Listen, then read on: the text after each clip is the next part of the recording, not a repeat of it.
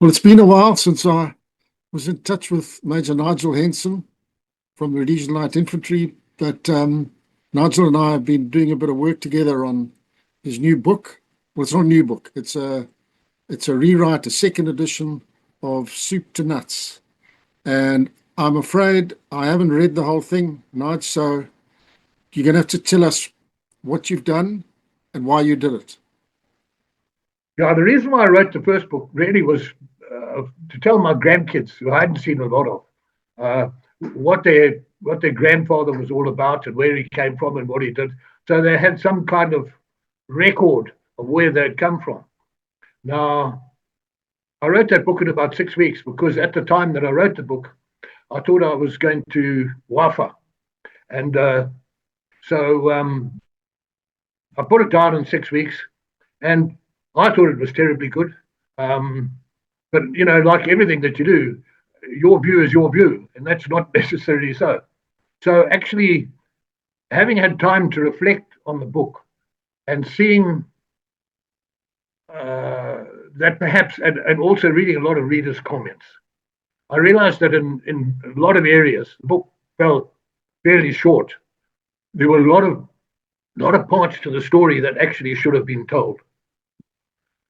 So what I did, I mean, we're all getting on a bit, and the worst thing that you can do is actually just go to sleep, and pretend I'm retired. I don't have to do anything.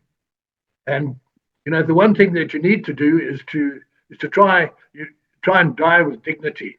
And you can be a hell of a mess, but as long as you are cognitively active, you will die with dignity. And so that's terribly important. So I thought perhaps what I need to do actually is people have been kind enough to buy this book, but actually, I need to give them something better. So what I did was the book was about 209 pages odd and about 78,000 words. And there was a lot of crap in there. It actually wasn't a great book. So I pared it down to 29,000 words. Then I took it up to about 115,000 words. Um, so really, it's double, more than double, nearly double the size that it was. And actually, a lot of the kind of um, superfluous stuff has been, and there was a lot of like cheap jokes and all that sort of thing. I did away with all of that, and I got down and really got into the nitty gritty of what I was writing about. Because, as I say, I needed something to do. Um, and so that took me far longer than the original book did.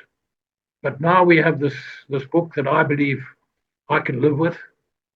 Um, a lot of people have read it to give previews to the advertising campaign that's coming. But certainly, I reckon it's a great read. And I'm not just saying because I wrote it. I'm saying because I firmly believe that it is a damn good read. Nigel, so what have you done differently? What's in this book that wasn't in the last book? What should people look out for? Why Okay, should they buy the book? yeah, okay. I'll tell you why you should buy the book. If you are interested in history and the history of the war in Rhodesia, because that section that I had before, which was about, well, I think it was 28,000 words, is now in the region of 42,000 words. There are a lot more photographs, and some of them are colored photographs. Okay. And it actually does away with the irrelevance, and it tells the story blow by blow of what happened to Support Commando from mid 1977 until the end. And all the time, what I tried to do, which I didn't do in the last book, is talk to the troopies. So I managed to get hold of half a dozen guys who served with me, and I've got them to tell their stories. Oh, nice. And I've put it in the context of the political background at the time, what was going on in the war at the time, and the view of that troopie at that particular point in time. So it's a very, very different book. It's more than a rewrite. It's a new book almost. Okay, that sounds very, very interesting, Nigel. No better way to tell about Yeah. those operations than to start with the troopies. Yes, and some of them. There were some guys that I really would have liked to have spoken to and you'll see it in the back of the book. They were some of the guys that I really looked up to, even though being the commanding officer, I looked up to these troopies and these NCOs.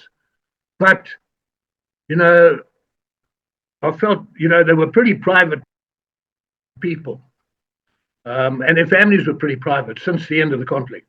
And I felt because they didn't communicate with all of the guys, that actually they were pretty private people. And really, I mustn't disturb the situation in which they were in at the moment. So I might have taken them to places they really didn't want to go to. They would have said yes, I'm sure.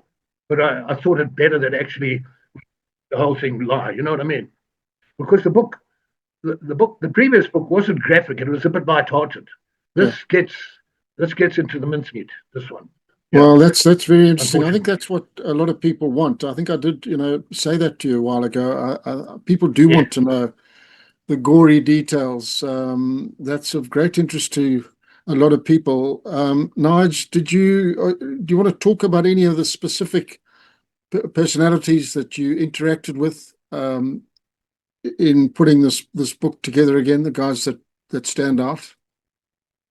Yeah, I spoke. I've always had a very close relationship with a subaltern called Simon Willard, who was a great friend of my 2IC throughout the majority of the period, a guy called Vernon Prinsloo. Yes. And yes. So, I was able to bounce things off him. I also spoke to the Frenchman, him, Jean-Michel Kiffin. Yes, yes. And I've got a great relationship with him. And a couple of other troopies who were willing to give of their time and their experience. There's a guy called Tony Young in Australia, and another guy called Stephen Dickens. He looked like a day-old chick with a parachute on it.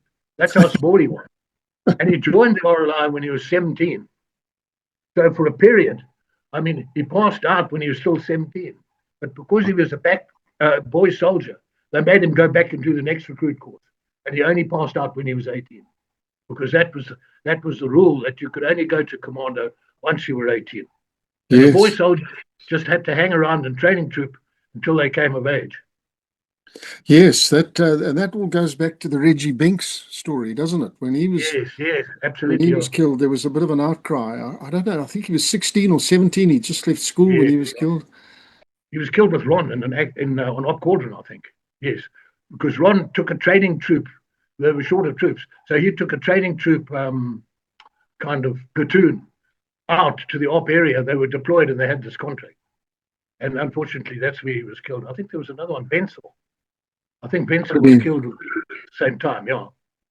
Yeah. So that's what the book's about. If you bought the old one, I'm sorry that you probably, but throw it in the can and buy this one, because I have personally funded this book because I think I owe it to the troopies to tell their story properly. So that's what I've done. I've funded the book, and all the artwork and everything, and also I will fund the printing of the book, and obviously thanks to you and to Anne Crew, who are going to distribute and market the book, there will be enough to cover your costs there, and also for me to make some donations to worthy causes. Well done, Mike. You mentioned Ron Reed Daly. How much did you interact with Ron during those last, those years when you were the boss man at Support Commando? Yeah, when I left the Scouts, which was shortly before I joined Support Commando, I think Ron probably didn't want me to leave, but actually I did leave. So we didn't leave on the best of terms. And when I joined Support Commando, there was a little bit, I won't say it was initiated by Ron, but there was a bit of antipathy towards me from some of the guys in the Scouts. But it didn't take long, for that to change. And in the end, Ron, myself, and every Zulu Scouts call sign had the greatest of relationships. We wouldn't refer to each other by our call signs when we when we were going in there. I mean, it'd be, hey, this is 2-3, hello Binks, or hello Fitz, or whatever. Okay, I'm here. Right, let's do this. It wasn't a question of, okay, you carry on and I'm the boss and this and that. I mean, it was on the ground in a contact. It was very much teamwork. And I mean, for instance, Bruce Fitzsimmons or any of them might say to me, hey, boss, there's a few guys running down there to your left. I don't know whether you've seen them. I'll say, just hang on. Okay, got them. Right, but off we go. So, I mean, it wasn't a question of yes sir, no sir, 3 bags full, sir, or anything like that. I mean, I knew all of the operators. They knew me, and it was very much an informal but very professional kind of communication that we had. Almost like a teamwork, a team sort of understanding how people operate and being able to work in sync. It's something you can't really teach people, is it? It's something that just happens. No. It's instinctive, I mean, some of the Salute Scouts guys, I was their boss when I was in the Salute Scouts. So, I mean, I knew how they thought. They might say something in a particular way, and I knew what they were trying to say to me, even though it didn't come out quite in the diction that they put across. So that helped a hell of a lot. And Nigel, I mean, obviously you spent a lot of time with the Air Force. Do you go into any detail about the pilots, the Air Force, the techs, any of the guys there that stand out in your recollection that you wrote about? Yeah, most certainly I do. And one of the points that I make in the book, and I remember I used to work very closely with Tol Janneke when we were in Jock Repulse. He was the air commander there, and I was some lowly staff officer or something like Bert Barnard. And we would have long chats because he had a little Cessna tail dragger that he used to pretend was actually for going around and liaising with all the people there, but actually, I think it was a South African Air Force little Cessna tail dragger. So him and I, every now and again, because he would say, come on, Henson, get in the right-hand seat because I'm going to teach you how to fly. And we would do circuits and bumps at Fort Vic Airfield, round and round and round and round. And during the course of this, Tol said something to me which actually came back to bite us. Because coming into Repulse, into the headquarters all the time there, would be requests for jet effort, for Hunters or Canberras or whatever. And old Tol used to shake his head and say, listen, this is my own personal observation, and obviously this request is going to go through me to air headquarters, and I will approve it. But there will come a time, these Hunters and these Canberras are strategic assets for the country. And there will come a time, if we keep using them at the pace that we're using them, we will not have any. And we need that strategic asset, it won't be there. And, that was so true of actually what happened. I mean, we started out with 15 Canberras or something. And by the end, we had 2 or 3. And we could not make the target impact on places like Mapai and that kind of thing that we really needed to. I mean, you get stomped by 1 or 2 Canberras. I mean, sure, you've got to keep your head down. But you've got 15 of them coming at you all at once. That's a different kettle of fish. It really wasn't the Air Force's fault because every time there was a request, I mean, they realized that someone's in trouble there. Let me give them as much support as I can. But the fact was that this continual request obviously wore down the capability because, the more hours being stacked up on these strategic assets all the time. And I blame it on the politicians and the people who were trying to source these aircraft. I don't think they did enough. And I mean, and there were all kinds of funny deals pulled all over the place. I mean, we paid for a dozen new Huey aircraft. And what did we get? We got a whole lot of sand and a couple of spare parts, a whole lot of crates. And, thanks to the air. Sorry? Yeah, that was a rip-off there.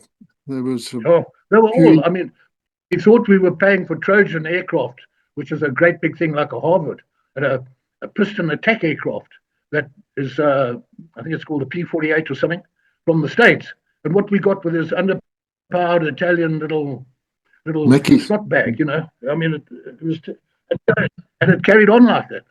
We managed to source 36 Hunters, ex-Jordanian Air Force.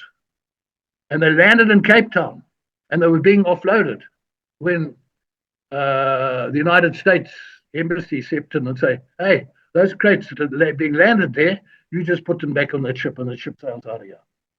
That's how close we were.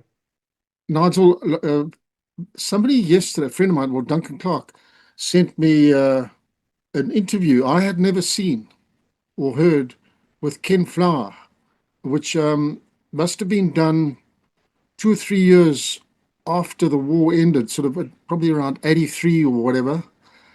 And Yes, I tell you, I struggled to listen to this guy. Absolutely insufferable. really. Pompous, arrogant. Yeah, I'm not surprised because I've got very strong feelings about him. But this interview actually almost reinforced my antipathy towards the man. And I'm reminded about what happened to Ronry Daly, um, and there's no doubt in my mind that the whole Ivory story leading up to the tapping of Ron's phone was an intelligence smear campaign aimed at getting Ron thrown out of the army, basically, and that was orchestrated by Flower. With Stannard and a few other people who are still around. Um, no, you must listen to this interview. Extremely unimpressive. I found it very irritating. He doesn't go into too much detail. All he's really doing is talking about Renamo and the role that the CIO played in it. But he's almost apologizing for the fact that they did this. And you do, just listening to him, I'm reminded, I don't think this guy knew what side he was on, because he certainly wasn't committed to the country he'd sworn an oath of allegiance to. Yeah, honestly, really, I can't comment on that. I mean, I'm not much of an intelligence pop, but all the heads of these intelligence agencies, be they on the Russian side or on the Chinese side or on the British or American side, I mean, they speak to each other every day and they're on Christian terms, Christian name terms. I mean, I can remember when I was in the Scouts briefly, Mac McGuinness, who was the boss of the intelligence thing, he used to phone his opposite number in Zapu 2 or 3 times a week in Lusaka and have a chat and say, "Oh shit, pity about this one and sorry about that," and But I mean, like they were on cordial speaking terms.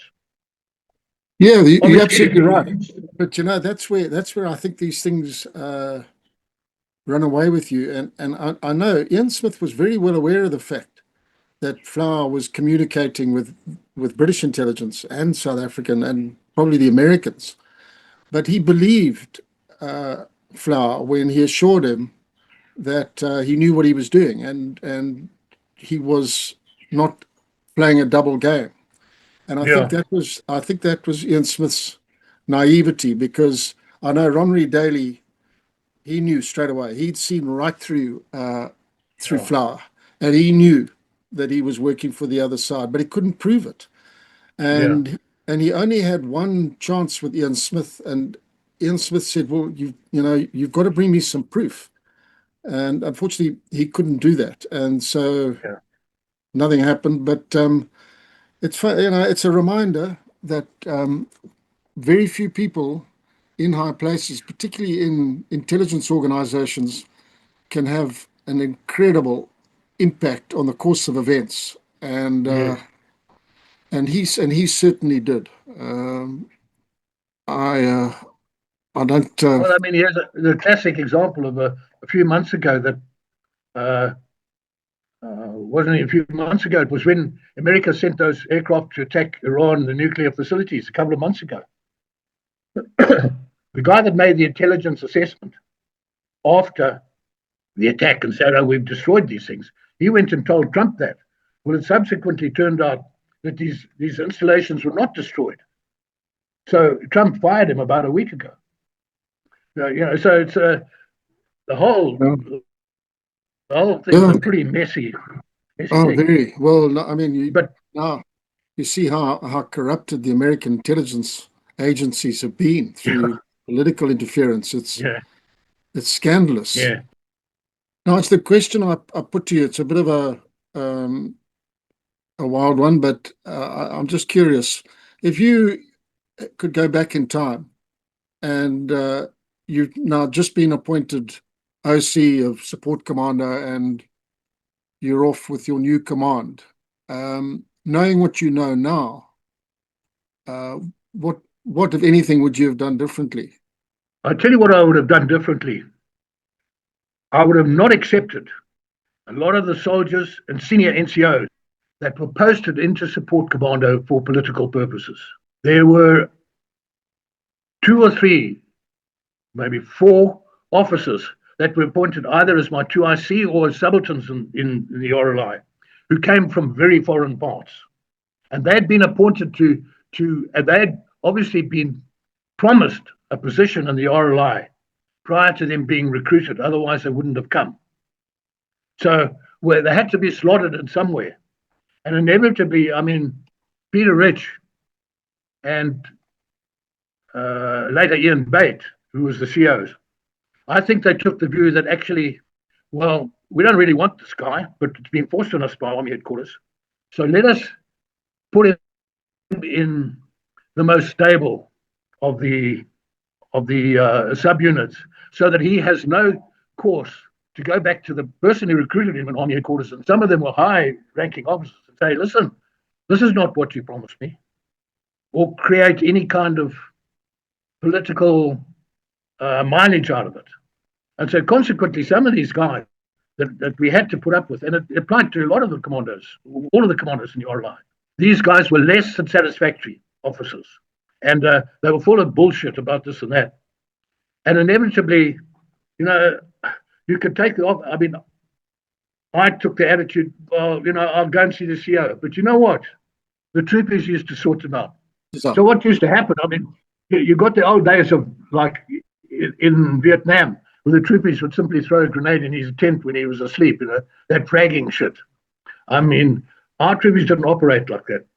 They'd go and see the sergeant and say, hey, Mr. Sergeant, you go and see the CSM, who will go and see the RSM, who will then go and see the CO, but this dude ain't good here. And you better get rid of him quickly. So that's the way the kind of informal